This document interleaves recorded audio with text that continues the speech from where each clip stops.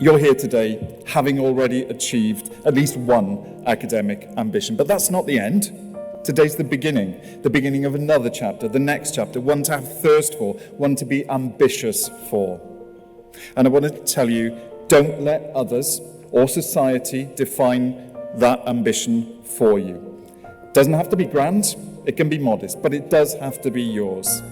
As a gay man from a working class family in South Wales, university was not for people like me.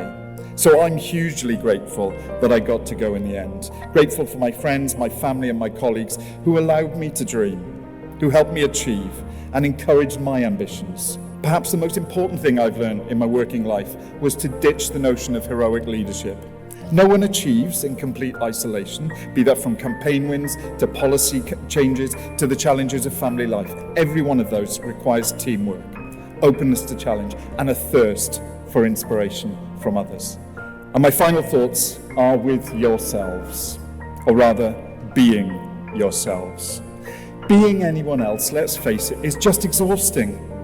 Why bother? You can't change who you are or the experience that have shaped you. So embrace these and respect that others might have different experiences and outlooks. Embrace difference. Embrace change and be who you are always.